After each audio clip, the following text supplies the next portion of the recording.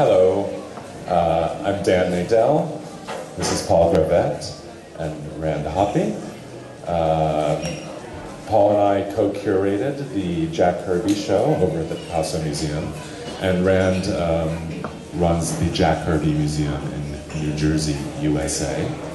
And we're just going to talk a bit about the show and about Kirby himself and his life and work and walk you through a bit of the show as well. So, shall we begin? We shall. We shall. Okay. Yeah. Can I just ask how many people in the audience have seen the exhibition already? Hands up if you've seen it. Okay. Not all of you. Come on. I mean, it's well worth seeing. It's just round the corner. So catch it if you can. Okay. Yeah. Well, we should begin with a few basic facts. This is, of course, a photograph of Jack Kirby. He was born in 1912. 17. Already wrong. That might. Nervous. Near for enough. some reason. Yeah. It's going to be his centenary in 2017. 2017. So yeah. There are big plans, hopefully, for that. There are big plans. And we'll just go through these quickly. So, I thought we should talk a little bit about the art that's actually in the museum and what it is comprised of. Yeah. One thing that you may not realize, certainly coming from the world of Fumetto, where most comic artists are doing everything. You know, it's the auteur comic. Kirby is an auteur, but of course he didn't, in most cases, do everything in a comic. He had people helping him, in particular on inking and lettering. And what we've shown in the opening part of the exhibition is examples here from a comic called True Life Divorce, which are some of the few examples where you have partly inked, but still the remaining pencils of a comics page. And you know, for Kirby, in many ways, I think the finished artwork was the pencils in most cases. I mean, earlier in his year, sometimes he inked, but for him, it was on to the next one. The pencils were the finished work, and then it was through into the production process. Do you want to comment on that? Right.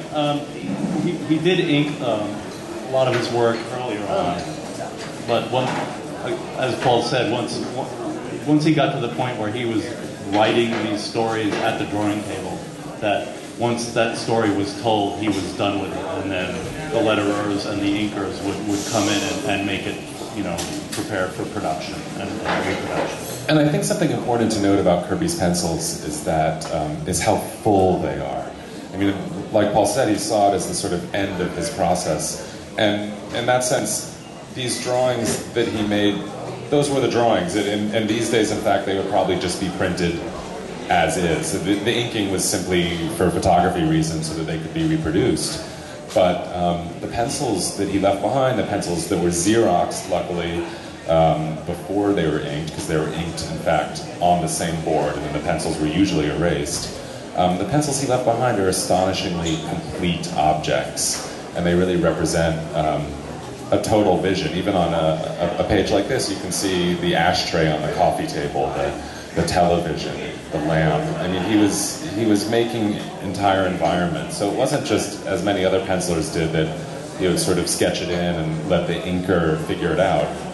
But actually, he was making entire worlds on paper, which is important to note because of the fullness of his vision. And this, of course, is from a very unusual, I mean, we're sort of starting late. This is from a very unusual comic he did called, I'm going to get it wrong again, True Life Divorce, from 1971. And this was from a series of attempts at adult magazines for DC Comics. And this, of course, is about two obviously, twins, and the romantic entanglements therein.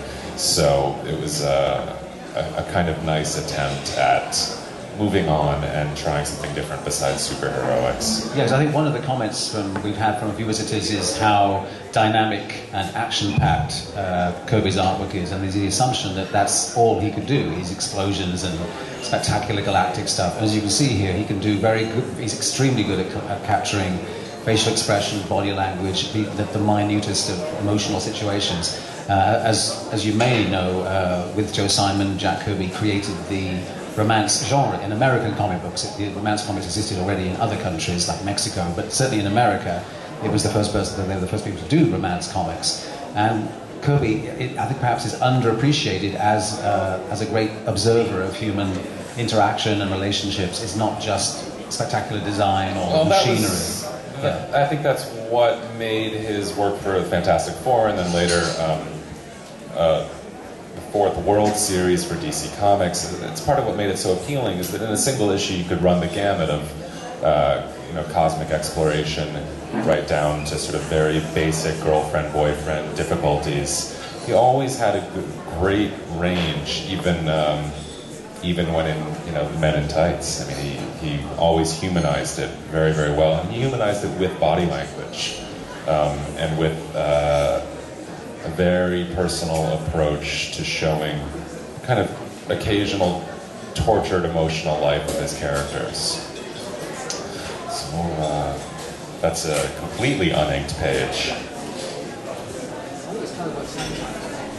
It's kind of worth saying about this is Kirby in 1971, just leaving Marvel Comics, where he was feeling incredibly frustrated, working under Stan Lee's system, where he could basically Kirby's stories could be rewritten and changed by Stan Lee imposing his script. At DC, he was given a free rein to start doing work of his own, writing and drawing, and here he is doing a whole genre that hadn't existed before. We hadn't had divorce, D-I-V-O-R-C-E, was definitely not a word you could have in romance comics. You didn't have it in the 50s, you couldn't deal with it. And for Kirby, it was a whole new genre. And for him to be thinking also of this subject for adults in a magazine, not a comic book, not a color comic book, I mean, he was already ahead of the game. Yeah. And this is what comes back to me over and over with this show, is just how he was like at least 20 or 30 years ahead in so many ways, anticipating where comics were going to go with the graphic novel, with adult subject matter, and with things that ended and go on forever and ever. And it's just, there's always a slight sadness about the Kirby didn't quite get the chances that he should have done, the breaks, to really let rip with his ideas. This is one of several stillborn ideas, projects that could have been amazing, I think. Yeah. Baby photo. Baby Kirby. Cute baby photo. And one of the fascinating things about Kirby, and I suppose we should sort of briefly summarize his career. He grew up in Brooklyn, began Lower East Side. God, he was born on the Lower East Side, and he lived in the Lower East Side until the Lower East Side. Suffolk Street. And then with the success of Captain America, they finally moved to Brooklyn. To Brooklyn, right. And then later Long Island. Correct. And then California. Correct. Escaping was a big deal. Escaping, yeah. Well, this story, which was done much later in his career and drawn entirely in pencil and not inked, it's called Street Code. And what's so interesting about this is that Kirby spent his career, of course, drawing Captain America, Fantastic Four, and the Hulk, and all these heroes, but and gave plenty of interviews, but never drew his own life. And despite the fact that he drew from his own life so often, this was his first and only autobiographical story. And it gives you a really good flavor for what his upbringing was like, what he was like as a kid, and also how he imagined real life in a way, which, as it turns out, isn't so different than how he imagined fiction.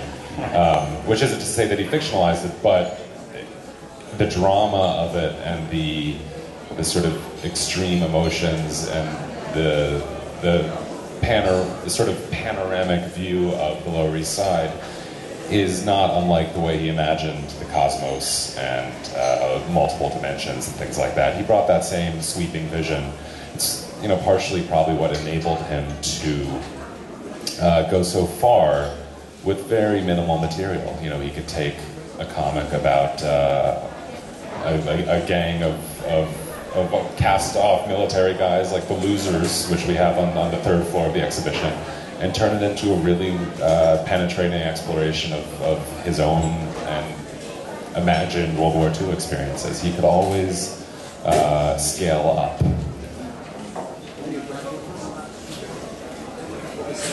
Well, these are actually photocopies of the pencil artwork that Jack Kirby drew.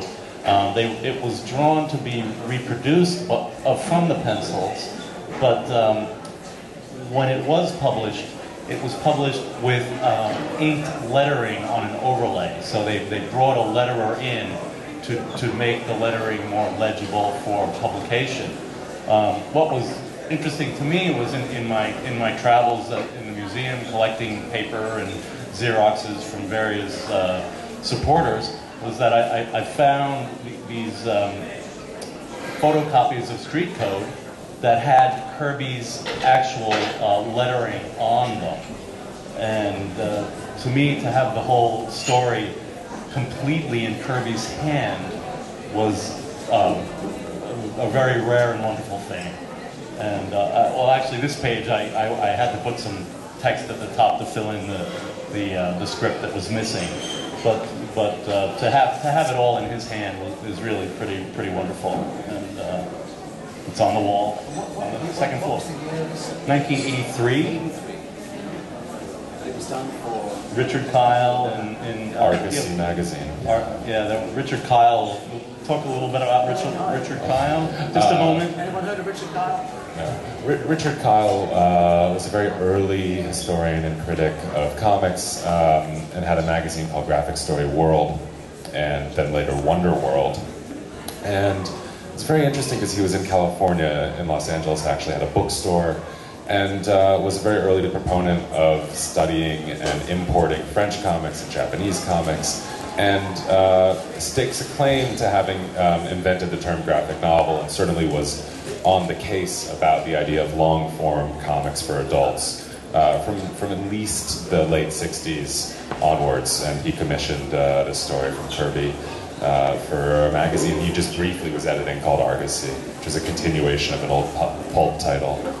This page is, as I said, this sort of panoramic view of the Lower East Side by Kirby, and you can see every last memory.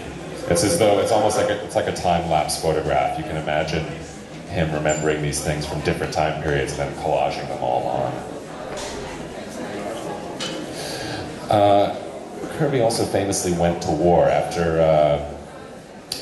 starting out in comics in the late 30s, and as an animator, and then working on Captain America with Joe Simon and multiple other titles. Both he and Simon went off to war. Kirby going to Normandy, and having what seems like were formative experiences for the rest of his career. It always seems to me like the Lower East Side and the war defined his attitude towards action and towards the sort of sense of urgency and outsiderness that never really went away. Maybe you can. Well, it seems that he experienced two hellish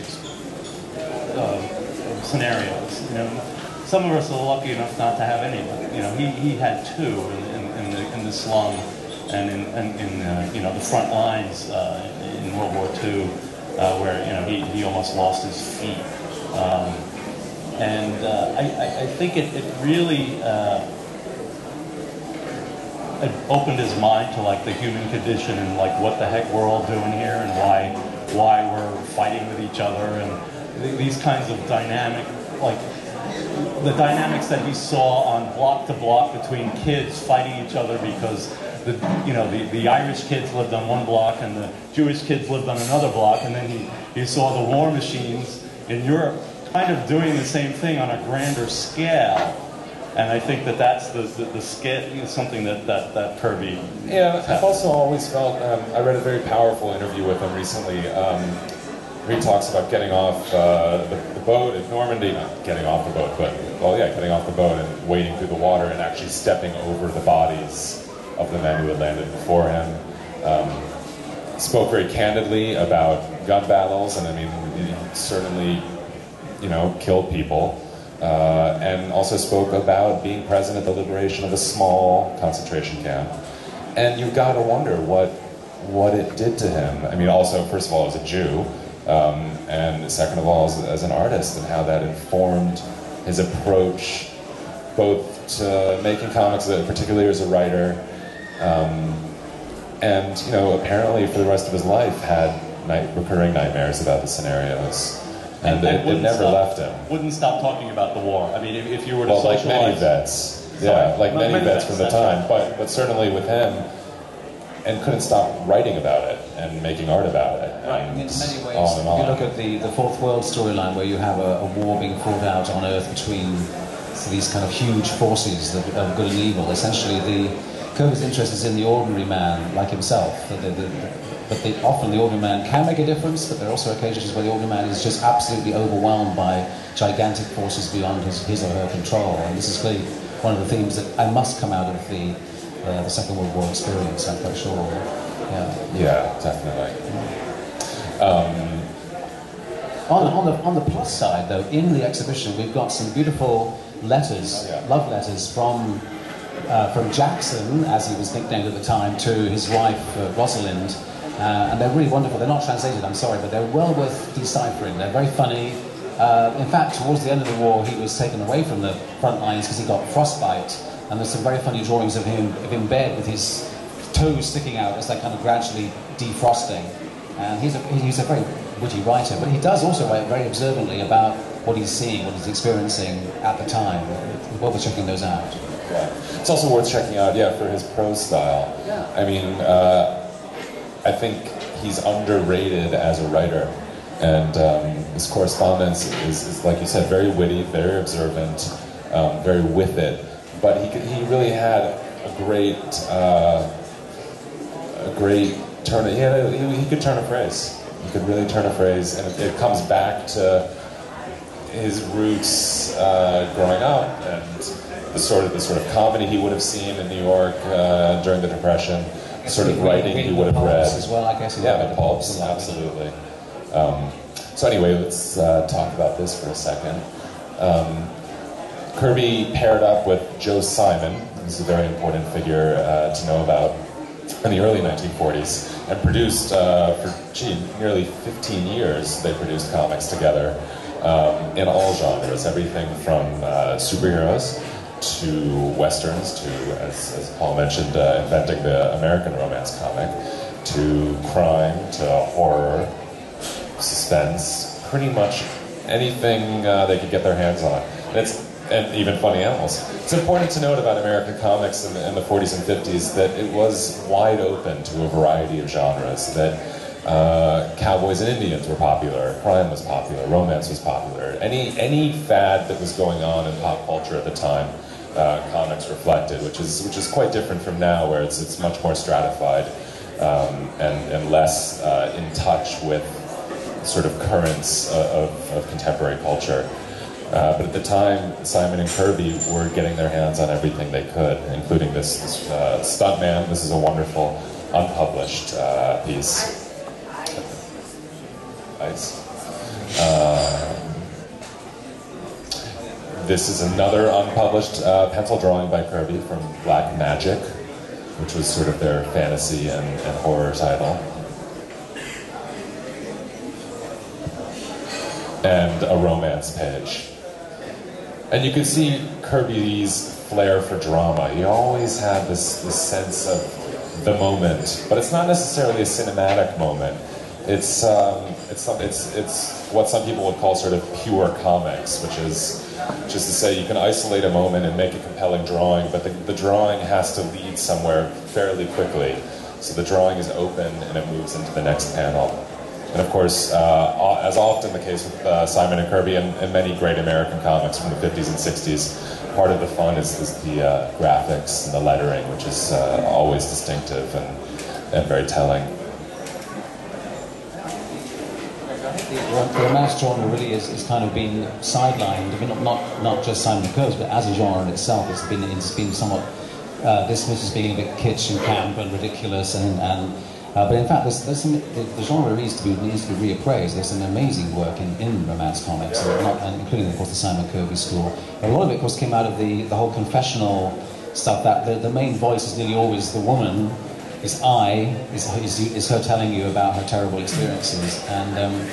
But they did tremendously clever stories, and some very dramatic ones. I mean, my absolute favourite is the Girl Who Tempted Me, about the kind of seething passions between a rugged kind of cowboy and a sort of city sort of siren who tempts him, and there's this real emotional drama here. This is not mild, sort of slushy sort of stuff. It's nothing like Liechtenstein with blubbing girls in the 60s. This is strong stuff, pre-code. I mean, you should realise this is before any kind of code restrictions that restrain the content of American comic books. They could go where they hadn't been before. This is the great tragedy of American comic books, is they were flourishing as a medium, but they were kind of wiped out by the comic scare. As you know, Black Magic was one of the comics that was used in the campaigns against them. And also, of course, by TV. TV came in and it was, romance comics couldn't compete with the daily soap operas. It was really hard to compete against those. They weren't making those comics for adults. They were adult, not kid stuff. This is except for perhaps this one page. Yeah, this was one of the many takeoffs of Mad Magazine. Again, you gotta try every genre, and here's Kirby doing humor. And this you'll find, as with all these images, you'll find in the show.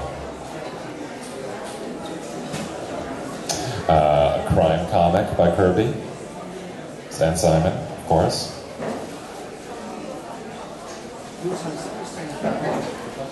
Oh, right. Well, Tom Morehouse lent this piece and many of the other pieces you've just seen. And Tom, you found the photo reference that Kirby used to compose that picture. I mean, they were a number of photos that Kirby found in the magazine. And Paintings by Robert Ridd. Paintings. And the paintings, Kirby took those paintings and basically collaged them into a composition. All the elements are in the painting. Jack just made it fit into the format. Right. The painting is a double wide. He moved characters around. He kept all the basic things. The guy shining the shoes in the back, the policeman reading the newspaper, the cop with his suspenders in the front. They're all in the painting, but in different places. Right. Just repositioned. Yeah, and of course that was a very common thing. One of the interesting things about studying all this stuff is you find again and again and again. The cartoonists had to move extremely quickly, doing way more than a page a day, and so there was always reference material at hand. And cartoonists famously kept files of every conceivable scenario in all genres. Which isn't to diminish it at all. It was sort of a means to an end to keep things rooted in some semblance of reality and still be able to get the damn thing done. Randy was just showing us. A real crime comic, which is on the table down there, which has got some self-portraits of Kirby actually in the comic itself. So clearly, if you get stuck for reference and you've got to put a character, I'll just draw myself. So Kirby does turn up in quite a few of his own comics as a character. And here again, some more horror. A silver bullet for your heart. And a classic Western page. I've always thought that Simon and Kirby excelled at Westerns. It might just be my bias, but there's something about these two city guys reimagining the West that I love. I mean, clearly they were looking at films and pulps at the time, and I mean they weren't out there on location, trying to draw. There was some horse riding, I think, on Long Island. Yeah, there's a lot of just horse riding. No, Joe Simon was. Kirby did it once and never again. He couldn't sit down for a week. Very brief experiment with reality. But there's something, he treats the Western gangs in the same way that he would treat the New York gangs. It's always these sort of, crowds of people and angling, and everything's crowded and chaotic. But for some reason in the West, the way he did it, and he'd open up the spaces and the landscapes. And it sort of seemed to free him up a little bit, to allow him to just get a little more space in there, not quite so much stuff. But also, one of the series we weren't able to get from Simon and Kirby, of course, was Boys Ranch, which is the Western meets Kid Gang, which includes some absolutely amazing material. I mean, a wonderful double-page spread, landscapes, and of course the classic story of Angel, I think is number of Delilah, which is an incredible story. In kind of ways, I always think Angel is a kind of reference also to Commandy, the same kind of blonde-haired character. Yeah. More westerns. And of course, they also tried 3D, famously, Captain 3D. And this page, it's difficult to see in the frame, of course, but it was drawn on multiple layers so that it could be photographed separately. Seven layers. There really was 3D before Avatar. Hard to believe. What's that? There was 3D before Avatar. Yes, 3D before this Avatar. Is low-tech 3D, yeah.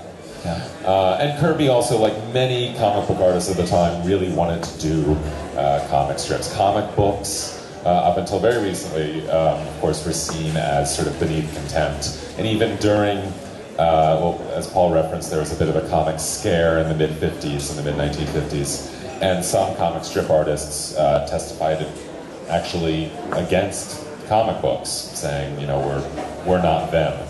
Comic books were really seen as quite sleazy. So Kirby got his shot at a comic strip and paired up with an artist named Wally Wood, who famously worked for Mad and EC Comics, among other things. And Wood gave his work a wonderful finish, a kind of very refined, delicate line to Kirby that he hadn't really had before. This is also an important thing to note about the art that you see in the show, is that, well, we looked at True Life Divorce, and there are some more pencil pieces that we'll look at, but very, very little of it is, in a sense, is Kirby. I mean, the inkers, and this is sort of a foreign concept in a way in almost any other medium, but the inkers would ink and erase the pencil. So what you're actually looking at on the wall is a strange hybrid art. It's a layout, and it's very particular compositional elements, and of course body language and everything like that. But the finish is someone else. And so when you go through the show, you'll see a variety of different finishes. I mean, the greatness of Kirby and part of the individuality is that you can always tell it's Kirby. With many other artists, many other quote-unquote pencilers, you can't tell. You know, the inker subsumes it. But with Kirby, the language is so distinct. The way he angles bodies, the way he puts together spaces, and even the way he composes form and lines. No inker could entirely get rid of that. They could refine it or amp it up or do different things to it. But as you'll see, it's always Kirby. And the inkers did, however, make a huge difference. I mean, maybe you want to speak to that for a second. I mean, not really coming up with anything, but the ink. There's a number of wonderful inkers that worked on Kirby, and then there are some that a lot of people don't like because of the shortcuts that they may have taken or didn't seem to. That's also why his work is so complete. He wasn't prepared.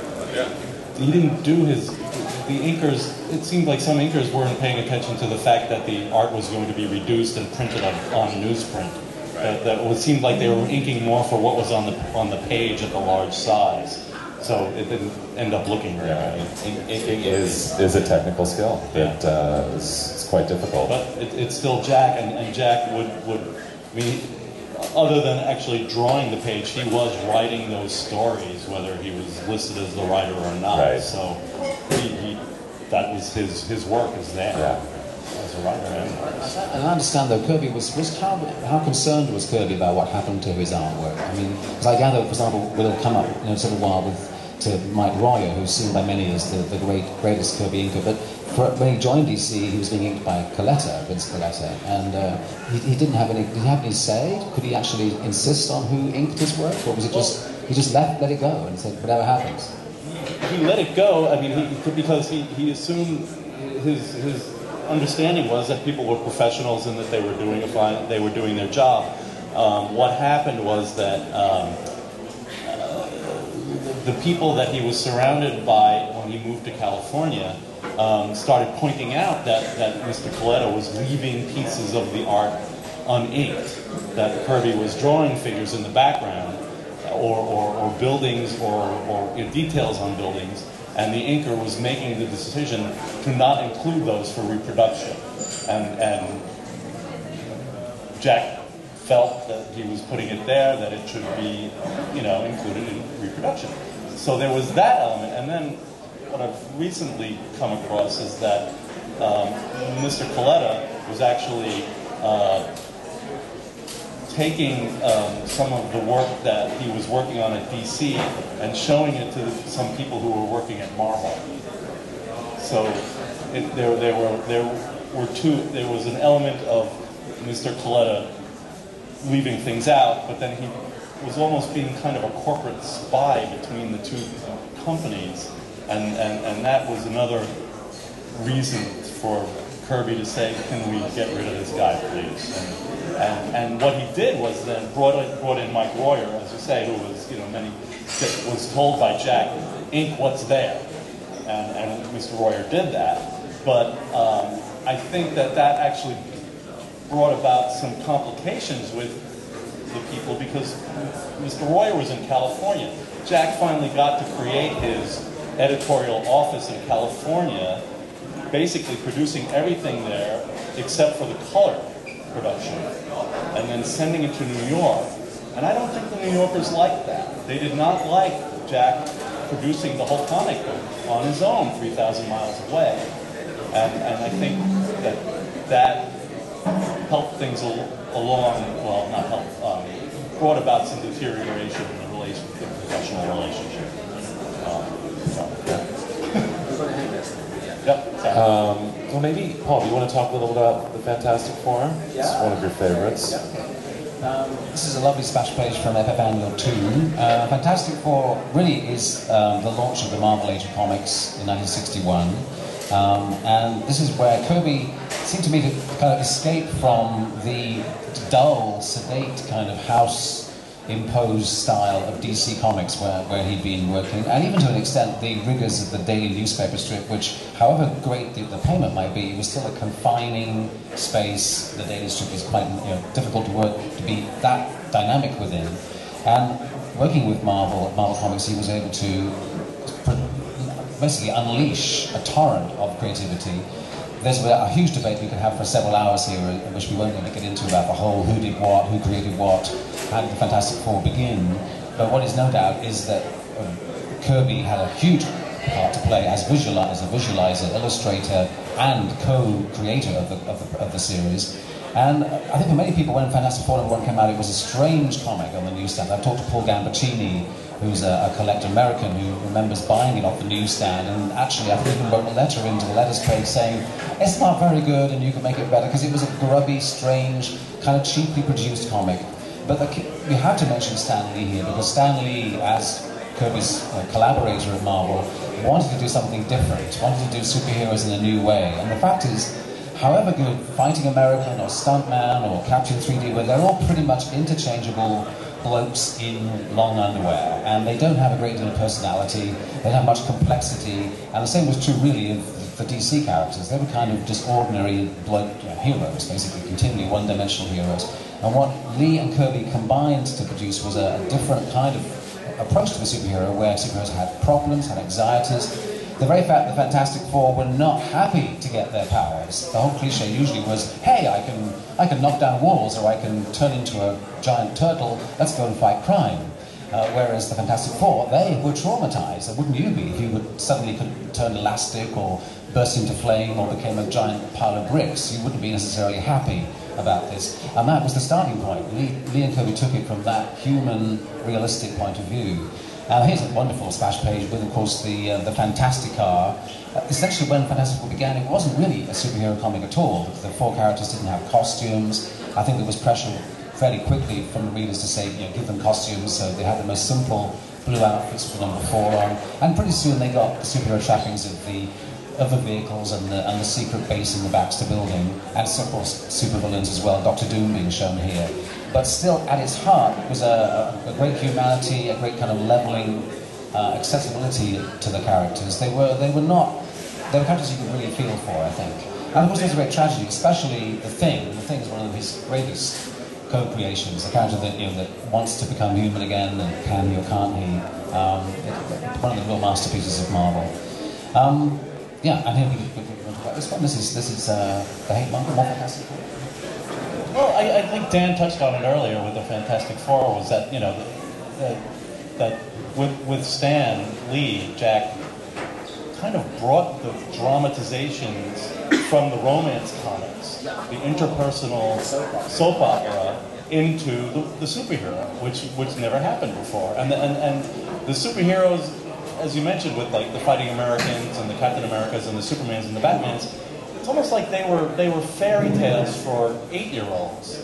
And by making the Fantastic Four argue and have these trappings of romance comics, of this interpersonal relations, they made superheroes for 13-year-olds, which hadn't been done until that point. And that was groundbreaking, and I think that having it happen at the time when a certain number of baby boomers were turning 13, really, they caught the tiger by the tail with the audience. That suddenly there was all these people who were saying, oh my gosh, those, you know, Superman and Batman, I'm too old for those. Holy cow, look at this stuff. Superheroes with problems. That's for me. I'm a big boy now. And of course, here's a superhero, another superhero with a problem, the Hulk, from Avengers #3. Another great page. Which, of course, the Hulk has given us the Hulk has given us, of course, a marvelous phrase, which you may not know in German, which is, of course, hulking out. Do you know what hulking out means? Because it means getting really angry, isn't that right? I'm hulking out. Yeah, okay. And Kirby had a long stay at Marvel. Producing an enormous amount producing of work. a tremendous amount of Really work. working very long hours. X-Men, Yeah. Captain America, of course, the Hulk, Iron Man, Thor, many, many things. One interesting thing that some people I've been dealing with have been pointing out on the Jack Kirby email group that I manage. One gent is talking about how the Nick Fury stories in Strange Tales, where the credits would say written by Stan Lee, breakdowns by Jack Kirby, pencils by blah, inks by blah. But the breakdowns by Jack Kirby went on for a number of issues. Yeah. Jack Kirby wrote those stories. Yeah. Those breakdowns were his stories, and Stan dialogued them after the fact. Well, we should explain what that process is, really. Sure. Do you want to explain it? Go ahead. Okay. I mean, there's a process for making comics that was called the Marvel Method that essentially Lee and Kirby pioneered, whereby Stan Lee, who was the editor-in-chief of Marvel at the time, would come up with an idea, say, let's have, well, what was your great example? Oh, okay, I'm sorry. It was, you know, like Stan Lee and Jack would be on the phone, and they'd have a conversation about a story, and Jack, there would be a note. I've seen a note on the back of a piece of art that says, Dr. Doom steals Surfer's board. Absolutely. That's what was written down. Absolutely. Yeah.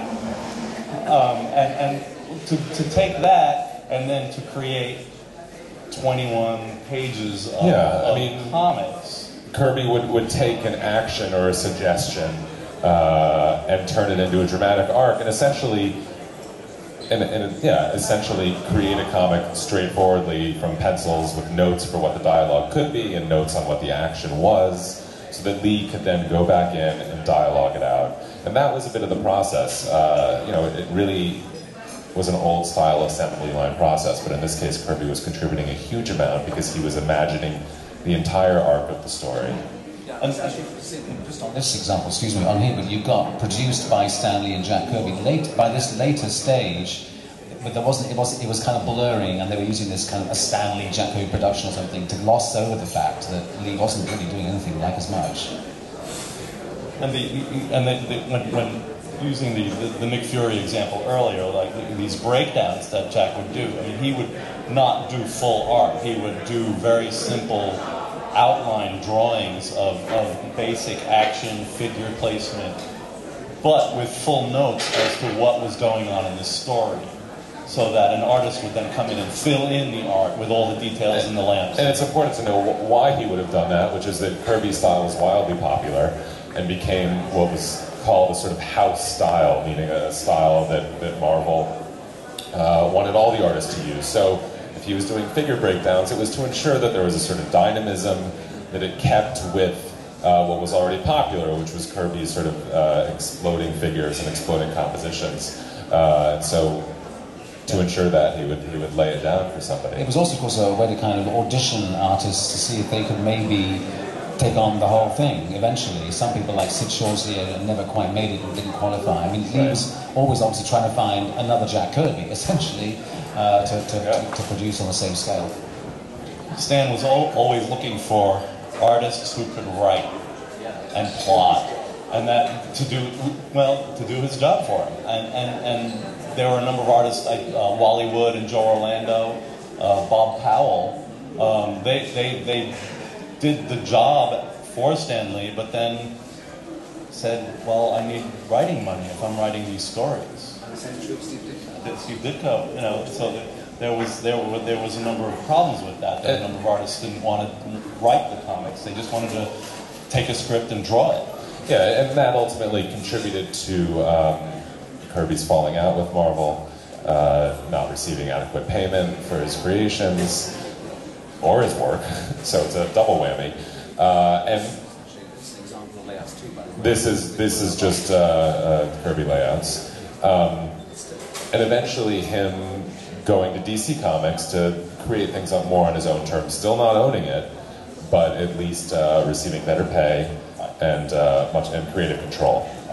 Which at this point, when Lee started using his characters in their own titles and just spinning them off in whatever directions, Kirby felt like he really needed to assert control. And that when you go through the show, you'll see this Marvel work on the middle floor, and then when you get to the third floor, you'll see where Kirby is beginning to assert his control and moving into what became known as the Fourth World. We'll just move to the Fourth World. Well, there's Dark Side. Someone want to talk a little bit? You want to talk about the Fourth World? Do we have the God's picture as well? No. No. Okay. But one of the pictures that actually opens the Fourth World room we've got is a presentation piece, we think from around 67, is that right? 67, 68. While Kirby was still at Marvel Comics, he was developing a whole range of new concepts. Some of them were going to be sort of a next stage of the Marvel characters. He kind of realized that characters like Thor or Captain America, where do we go with them? They're going to go on forever and never change. Why don't we kind of revise them? Why don't we revamp them? But I don't know whether did he present those ideas to Marvel? Did Marvel say no to them, or did he keep them back and say maybe I'll keep them for myself? And do we know?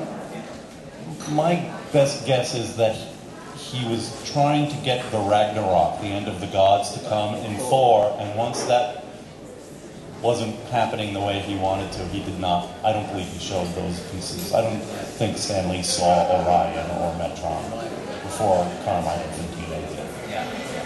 So by that point, it's noticeable that from that point, Kirby was no longer giving Marvel so many incredible characters. As you may know, he created the Silver Surfer. We know that because Stan Lee didn't even know what the character was when he turned up on the artwork. Black Panther, many other incredible characters that arrived in Marvel Comics, and essentially the foundation of Marvel Comics. But there's a noticeable point where Kirby just doesn't give as much. He's going to keep on producing good stuff, but it's not giving you amazing new characters. And he held back, and we've got this presentation piece called The Gods, which is really the kind of one of the springboard presentations for what became his work at DC. And Darkseid, of course, is the principal villain of the piece. And the Fourth World was 4 comics, began with Jimmy Olsen, Superman's Pal, a kind of dud title that nobody particularly wanted. I think that the team had left. Was it the great Al Castino who left that, or Pete Costanza? Costanza, yeah, left. And it was a title that Kirby said, well, I'll take over one of your titles that's free, rather than, which is typical Kirby. He didn't want to boot somebody off an existing title and put them out of work. He knew how important work was, so that's just the kind of guy he was. And he transformed in one issue. I remember buying the first Jimmy Olsen and thinking, what? Jimmy Olsen? What's he doing here? And you suddenly have the Newsboy Legion back, you have the Whiz Wagon, you had Darkseid kind of starting to lurk around in the background. And the New Gods, Forever People, Mr. Miracle followed, and for me this was just an extraordinary time to be buying comics off the newsstands. You just knew Kirby was completely in flow. This is somebody at their creative pinnacle. And it's worth remembering that he was around 53, 54, something like 71. He was at a mature age when you might have thought he'd kind of be cruising or not. He was firing on every cylinder here. And almost in some ways, you could look looking back now, firing on too many cylinders, because there were so many ideas, you could hardly keep up with them in all 4 books. And the whole thing seemed to be kind of just escalating. And of course it wasn't, I believe, envisaged to be eventually a complete work. There was always the idea that it would be wrapped up. But maybe there was also the idea that these books would be handed on to other people to generate. Yeah. And initially, his idea was to come to DC and to create new titles, work on them for a few issues, and then have his editorial office oversee the production of these books by other artists and writers. A bit like Marvel. Well, he done a Marvel. Exactly. He began many series and then they carried on. That's right. But I think what happened was that he realized that DC didn't want that. Again, they weren't really interested in having him build his empire in California, and so he realized that it was just him, that he was going to be producing these books. That, I believe, probably, I'm guessing with some influence by Richard Kyle's visits to Richard Kyle's shops, he envisioned the idea of a larger, finite series of these books. I think that idea actually was the second idea. There's also, the work is markedly different than what happened at Marvel. First of all, there was no friction, and by friction I don't mean that in a bad way, but actually sort of creative friction with Stan Lee that did produce a very unique body of work. Here it's Kirby alone, and that it's Kirby writing. He's credited as the editor. He's penciling, and Mike Royer is inking, and it becomes very much a Kirby language. It's here. You know, he invented various tropes and bits of language in Fantastic Four, and his other titles, but they were always mixed in with the sort of real world and the drama of these characters and Lee's dialogue. But with the Fourth World, he actually took those sort of bits of sentences, you could say, and wrote a novel. I mean, he built up his language completely. And in some ways it's a little hermetic, it can be a little tough to get into, but once you're in and you can kind of read the signs and make out the paragraphs, it's all there, and it's a very, very rich work, and one that let Kirby get at every last one of his obsessions. I mean, from these enormous, from the enormous Amazonian women to the kid gangs, to what he was seeing in California at the time with the hippies, to basically concentration camps, to global war. Everything was packed in, and packed in extremely tightly, but with a sense of joy. I mean, they're some of the most joyous comics I've ever read. And there's a sense of freedom to them in the way that early Robert Crumb has a sense of freedom to it. It's this sort of, oh, I've just discovered a language, and now I'm going to write in it. And that's a very powerful experience. And there's a whole room in the exhibition devoted to this Fourth World material on the top floor that you'll find.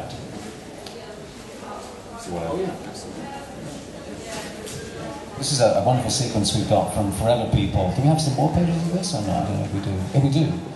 This is a sequence. The Forever People, as Dan was mentioning, were very much tied into Kirby's move to California and the whole flower power. The characters themselves are kind of like a hippie gang.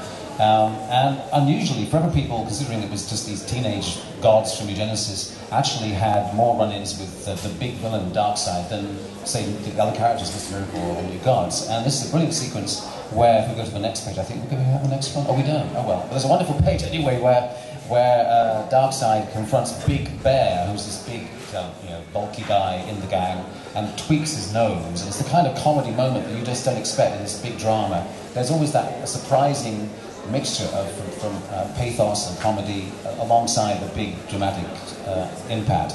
Probably also worth mentioning, actually, one of the things I also assume, especially in this period, is when Kirby, it's really when Kirby first really used the double-page spread consistently in his comics. They'd been used way back in the 40s, I think, he was one of the first people to do them, and the 50s too.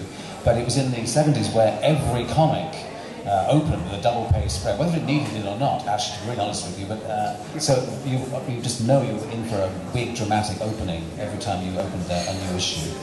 Lonar is a character that disappeared in one 2-page story, solo story here. Maybe I don't know the rest of the story, but he could have been, again, a contender for his own title.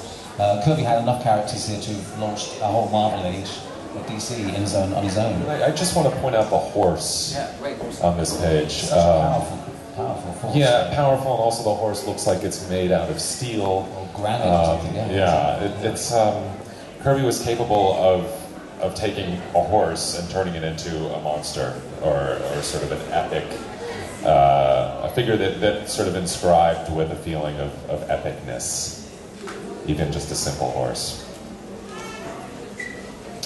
This is a page from Tales of the DNA. It's a story about DNA from Jimmy Olsen. Kirby always hip to the latest trends and loved popular science, and sort of try to bring it into the work. Well, I mean, here we are all walking around with our iPhones, and basically they're all mother boxes. I mean, he was anticipating the iPhone before we had them, and the internet for that matter, practically. Yeah.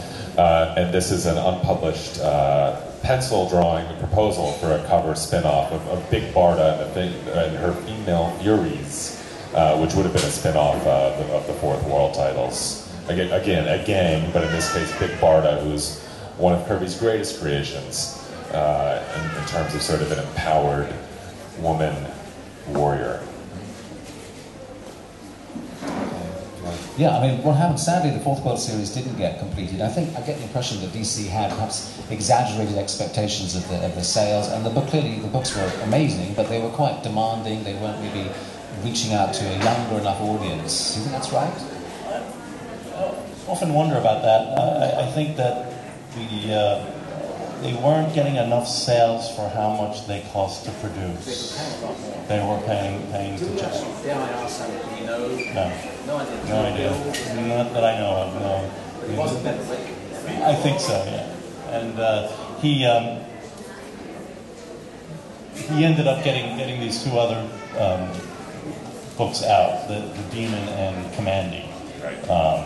And the Demon was where he kind of brought in horror movie tropes into comics, which he Universal movies, Frankenstein, Transylvania, and famously the demon's mask, well, not mask, it's not a mask. The demon's face is modeled after a mask worn by Prince Valiant in Hal Foster's Prince Valiant comic strip, which speaks. We should touch on briefly Kirby's influences. Kirby came out of a time when, of course, comic strips ruled the day because comic books didn't exist, and very much drew on Hal Foster, who did Prince Valiant and Tarzan, Alex Raymond of Flash Gordon fame, a little bit of Milton Caniff from Terry and the Pirates, and also heavily on Roy Crane, who was an American cartoonist who sort of invented the comedy-adventure strip, combining the two in sort of a lighthearted kind of romp through the world. He, despite the fact that you never think of Kirby as being a kind of classical illustrator, those are, in fact, some of his strongest roots. Guys like Raymond and Foster, who, can be traced back to N.C. Wyeth and Howard Pyle and artists like that. So, Kirby had those influences, sort of seemed to have them at hand all the time, but then moved so far beyond them. I just want to ask you, Randy, about that. When the transition of Kirby's style is really noticeable, hopefully to you here, how we've gone from those incredibly live, sinewy action figures like Stuntman, who actually looks pretty emaciated in many ways, to a figure like the Demon, who's kind of this extraordinary, unreal, bulky blockishness. And I just wondered what your comment is on how much of that partly also comes from production, and from streamlining and just making his own anatomy. Yeah, it really was just the further and further development of his cartoon universe. He knew his illustration, and he could illustrate. Yeah, and he knew his anatomy, but to serve the stories that he was telling and to capture the audience that he was trying to capture by picking up a comic book off of a newsstand to say, oh yeah, I'll spend 25 cents on this. it just became more and more cartoony and exaggerated and foreshortened, and to provide pictures of things that you couldn't get anywhere else. I think that was one thing that drove him, was that what you saw in a Kirby comic you didn't see on TV cartoons. You didn't get in your Sunday newspaper comic supplement. It was the kind of thing that you didn't get anywhere else. Now it's all over the place. It's in every movie. It's in every comic book. Those kinds of fantastic images, but Kirby was really pushing that. And this is a spread from his version of 2001: Space Odyssey, which is in many ways a kind of hilarious comic because, of course, it takes off from the movie. But then Kirby just left the movie behind and did his own thing. As long as the monolith showed up every once in a while. The monolith showed up every so often, and then he was just off and running. And this is when he returned to Marvel after leaving DC, and after a wonderful run at DC. The late period works like OMAC and The Demon still hold up well, particularly OMAC, which I think is a deeply paranoid, angry comic. I am a Commandy kid. And I love Commandy. Commandy, which has had a huge impact on a generation of cartoonists now. He moved on to Marvel again for a brief stay, a brief and I don't think very happy stay, and then dropped out of comics altogether. You want to talk a little bit about that Sure. period? He left in the American comic book business, and he was in California, and he basically worked in animation. He was providing character designs and... Sorry? Right. Yeah, he got his first job at the Fleischer Studios doing in-betweens for Popeye cartoons. But he didn't really like being part of that kind of production cycle. But he didn't mind being in the production cycle of comic books where he was drawing the stories. Why drew him back to animation? Well, I have to say it was good pay, and something I've been saying a lot recently is that if he hadn't worked in animation, he wouldn't have had health insurance, and he would have lost his house when he got sick. So there's the American healthcare system. Yeah. It does. I mean, and that's something that we touch on a bit in the text in the exhibition, which is that the comic book industry was and is an unforgiving place. I mean, Kirby did not own any of his characters and did not reap the profits, and until the late 1980s, didn't even own much of his artwork at all. And even then, it was after years of legal back and forthing that he got some of it, but certainly not all of it. And comic books have not been kind to Kirby, despite the fact that he is... I've got some quotes. One of the famous quotes to is comics will break your heart. Yes. Which is just the most wonderful line from him. He knew what he was talking about. Yeah, that was to a young aspiring comics artist. When you don't get into comics will break your heart. Yeah. It was a tough road. Yeah. And he was somebody who was not practically minded. I mean, certainly his business partner, Joe Simon, fared better. Other artists fared better. But, Kirby was distracted. And the business was terrible. It's a terrible business. Go ahead. I just want to say, I was reading this interview in the Jack Kirby Collector with... It's Jeremy, the grandson, I think, describing how his grandfather used to get so frustrated, especially during the time at Marvel Comics, that he would punch holes. He was a tough little guy. He would punch holes through the hollow wood doors of the house. They had to keep on patching up the house because Jack was having one of his... And you could tell he was frustrated, but he couldn't... that frustration was he couldn't act on it. He knew that his time at Marvel was going wrong. And the other thing that happened at that time, when he was working in animation, he had developed a few properties, Captain Victory, and this is Silver Star. But Captain Victory, when that was published by Pacific Comics, that was a really big deal. I believe that actually helped create what we call the direct market now, that if Kirby if Pacific Comics hadn't published a Kirby comic, the whole direct market that the American comic book business is now would have started out differently. I don't know. It would not have hit with the Dazzler or Scorpio Rose. Come on, I mean, who So I mean, after a brief spell in animation, actually, I think he did Silver Star while he was still in animation. Yeah, he worked in animation and Captain Victory and Silver Star, and he was still in animation. Right. I mean, and it is. Did he did stuff on Thunder? Right, he worked on the Thundar cartoon. Alex Toth designed the main characters, but once that was done, then all the other characters in that show and a lot of the background layouts, I believe, were Kirby's work. A number of other comics, Mr. T, Centurion, Sectors, Mr. T, Superpowers characters. Animal Hospital. Yeah, Animal Hospital. Animal Hospital. Yeah. But a lot of stuff. A lot of stuff. Yeah. Should we? Where are we? We're at about 5. Well, we should say a couple more things about the show itself. I mean, the show wouldn't exist without the help of collectors. 2 of them are here. Tom Kraft over here and Tom Morehouse over here.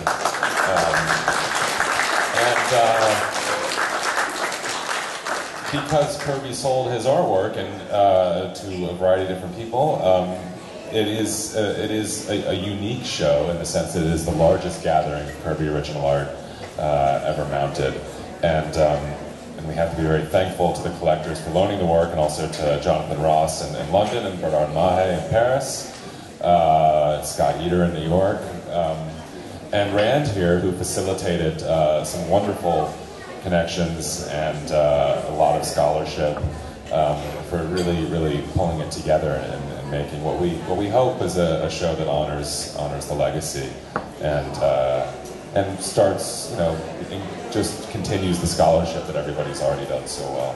So and also, I think to me most excitingly is that people are discovering Kirby with this show. That's the most exciting thing, to have one of the winners yesterday from Denmark didn't know who Kirby was, and he'd just been to see the show and was amazed. So that's wonderful. People are having that epiphany of discovering this genius, and hopefully that will go on happening. Yeah. So I think we do. Oh, one more a painting by Kirby. It'd be nice to talk about that. This is stuff he made for. Maybe Rand could tell us more about his private work, the stuff that he wasn't made for publication. There was a time in the 70s. He started with those character designs that we were talking about in the 60s when he was thinking of leaving. He was in New York. He was thinking about going to California. There was all these new characters going on. And he started creating works that were kind of standalone, that were painted, that were could be presented, turned into posters, put on a wall, and not necessarily printed in a pulpy comic book for a newsstand. And he did this Incan Visitation, which a friend of mine pointed out. The front end of it there looks like a barbecue. He figures that Jack was looking out his window, looking for shapes, and said, "Oh yeah, there's a barbecue." You look everywhere for your shapes, but the galactic head that was on previously. There's a number of pieces like this that Jack did that are just. No outline. There's no outlines on this one. Yeah, it's just paint, and they're wonderful. Yeah. So, shall we wrap up? I think so. Any questions? Who's stronger, the Thing or the Hulk? Can you say to the audience a few things about his outputs?